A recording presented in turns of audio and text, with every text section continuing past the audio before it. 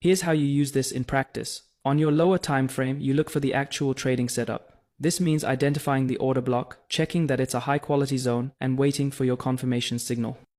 On your higher time frame, you analyze the overall market structure. Is the market trending up, trending down, or consolidating?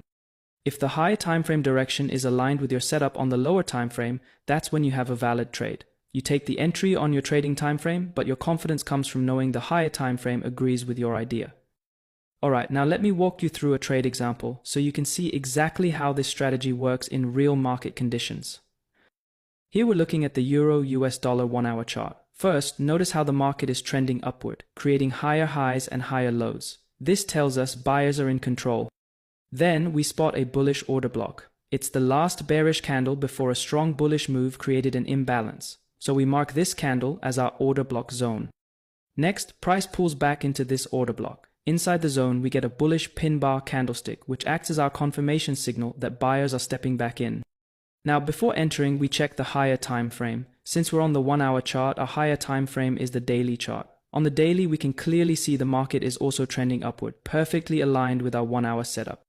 With that confirmation, we go back to the 1 hour chart and set up the trade. Entry: inside the order block zone to achieve a favorable reward to risk ratio.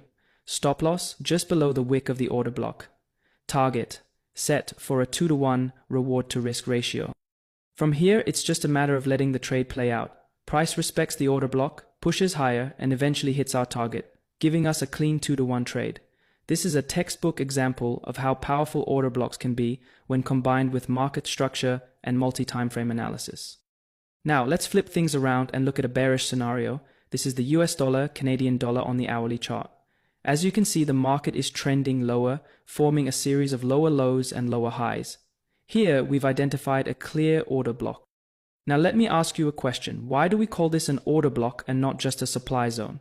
The answer is simple. An order block creates an imbalance in price. In this case, you can clearly see a fair value gap left behind.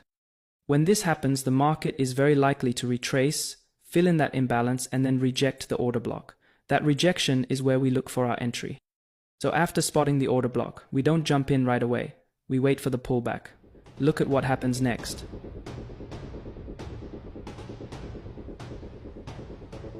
Price pulls back, taps into the order block, and then rejects it strongly.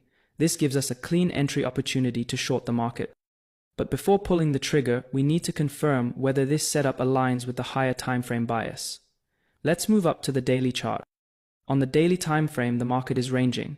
Notice how it was recently rejected from a resistance level, creating what we call a liquidity sweep.